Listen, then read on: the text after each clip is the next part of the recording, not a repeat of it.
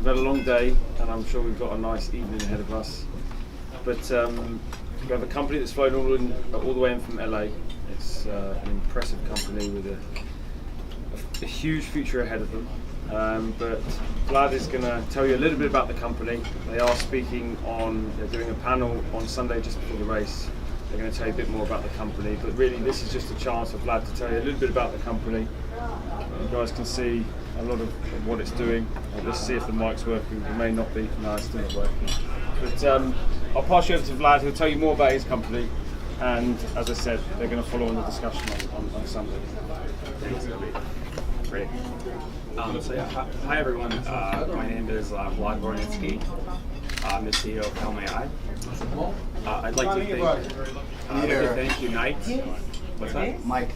Yeah, it's not. Unfortunately, the mic's not working, so we'll have to be. Can you scream at us? We'll allow Vlad to scream at us. Trying to, yeah. So I'd like to thank the Unite team, Alistair, Cassandra, and Obi for inviting us to host this event here in Monaco about Helm.ai.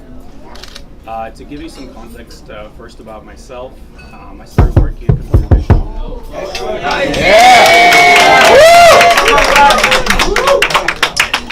Okay, that's much better. So to give you some context first about myself, I started working in computer vision AI about 17 years ago during the DARPA Grand Challenges. So I learned quite a bit about the autonomous driving space back then. One of the key challenges to autonomous driving is AI, which is ultimately a math problem. And I spent about a decade in academia as a mathematician, did a math PhD at Berkeley, then I was in the postdoc faculty at MIT. Also in the math department. I was previously co-founding chief scientist of a company called Civ Security, which did cybersecurity for the cloud. And they got acquired a couple of years ago by Netscope. To tell you...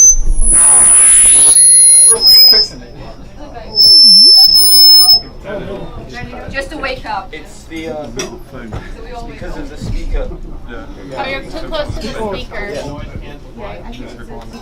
You're too close to the speaker. Come over here and do it.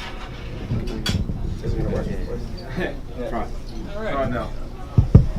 All right, great.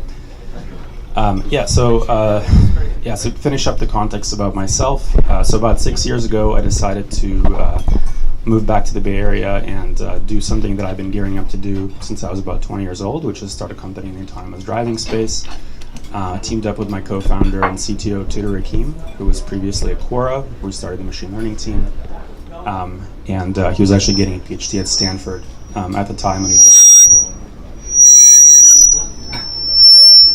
Okay, I'm just going to use this.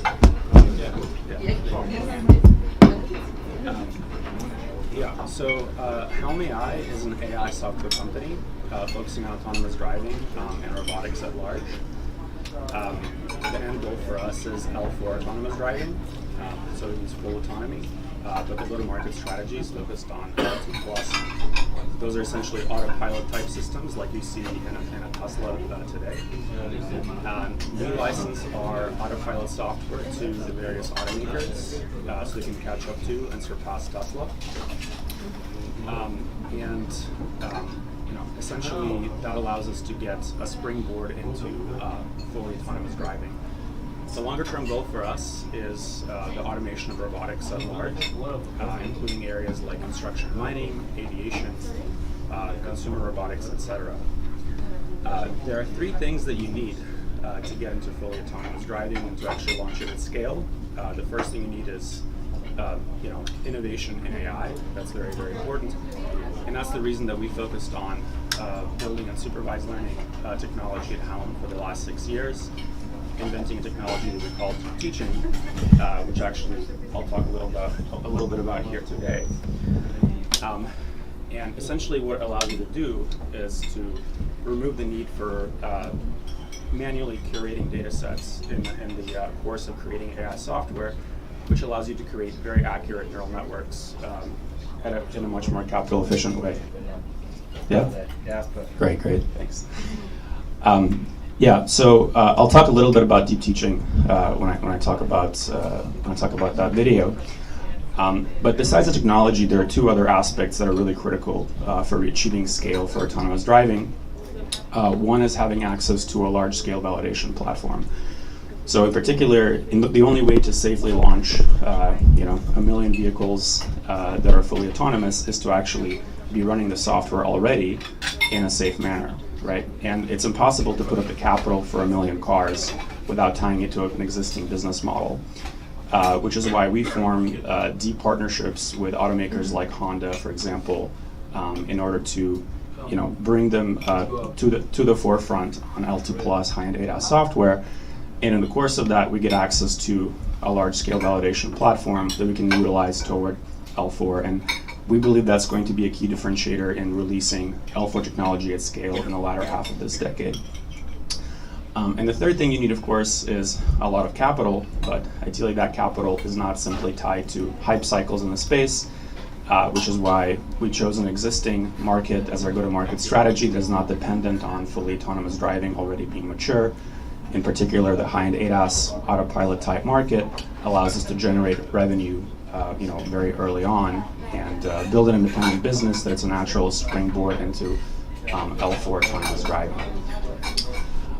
The technology that we're building at Helm.ai has the potential to save millions of lives and give back countless hours to people that it can use more productively than sitting behind the wheel. And in this decade in particular, there's a very important transition happening where AI is moving from the digital realm to the physical. And we are thankful for the opportunity to shape that future. So to give you some context for what you're seeing on the screen here, this is actually showing what our Helm.ai technology can do. This is our autonomous vehicle prototype in Menlo Park. We built the entire system from end to end. This is a computer vision and radar-based system. It's primarily relying on computer vision. As you can see, it's able to understand multiple cameras around the car and piece that together into a coherent 3D picture. Here's an example of that same system navigating a curvy mountain road environment that's highly challenging. And you can actually see the lane detections there on the left. This is our technology deployed for full scene semantic segmentation, so understanding every single pixel in the image. And there are corner cases here, difficult cases that we never really thought about. It's just our technology immediately is able to do well in those cases by the virtue of the fact that we train on very, very large data sets, which we're only able to do because of the unsupervised learning approach that we take. Here we're doing kind of complex urban environments where we're actually parsing the pedestrians. Here is a LiDAR vision fusion demonstration. So we're kind of coupling our full scene semantic segmentation to the output of a LiDAR system. The technology applies to areas beyond autonomous driving. So this is actually footage from a drone that we took our technology and applied it out of the box to a drone video, and it does just as well, basically. There will be a bit more here on the driving piece that I wanted to say. So this is our L2 plus highway pilot system, and it's able to basically drive A to B on highways fully autonomously.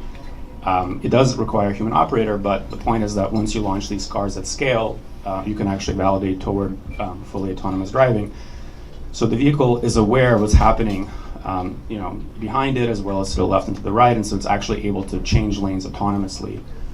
In the course of driving, it's able to take exits and merges, and we're heading toward a production-grade system like this by the end of this year, as well as also building an advanced urban pilot prototype. So one thing I want to highlight about this actually is that the very first instantiation of our technology, we were able to build this kind of system that drives on curvy mountain roads, and it immediately had a 200x better disengagement rate than a Tesla autopilot system. So that kind of gives you a sense for how far this technology can really go once you start pushing the frontier of AI, right? So there's still going to be quite a lot of improvement to these systems. Here we're deploying the software in multiple geographies. Every single window is actually a different country. We can do complex behavior analytics, things like pedestrian intent prediction using our computer vision approach. And again, we can couple with sensors like LiDAR and radar to help us get to fully autonomous regime. And there's a lot more to say about all of this, and we'd be happy to, of course, answer any questions and discuss this today. I also wanted to quickly introduce Tobias Wessels, who's the Chief Development Officer at Helm. Yeah, good evening, everyone. Toby Wessels, I've talked to many. Okay, just a minute here. Myself, Toby Wessels, joined a couple of months ago, and 15 years ago, I was actually working for a company called Chauffeur, which was the code name for what is now Waymo at Google. And one thing while I was running the finance team at Waymo is it's very, very capital intensive to pull something off like this, because you need a fleet, you need a lot of people to annotate and teach all this data, so you're easily burning through billions of dollars. If you look at the investment landscape, there is no lack of companies in this space. There's a lot of hot air, and every single one of those companies burns through a lot of money. When I started a couple of months ago to work with Vlad, I recognized, hey, there are two differentiators. One, it is much more scalable because we're leveraging our existing partnerships that I think anyone else would be very proud of to have. And really leveraging the technology that Vlad developed while being at Berkeley at MIT. We're here to Sunday. Let's chat. You'll find some of our brochures here. Happy to tell you more and what the growth means for us. Thanks, Toby. Just really quick, I want to say we're going to be doing a deep dive on the autonomous driving revolution, where the technology is heading on Sunday, right before the race. So please join us for a panel with me and Zen Matoshi, who's an expert in automotive and climate technology. If you'd like to learn more, that'll be a great way to do that, and we'd be happy to discuss further about any of these topics today as well. Thanks.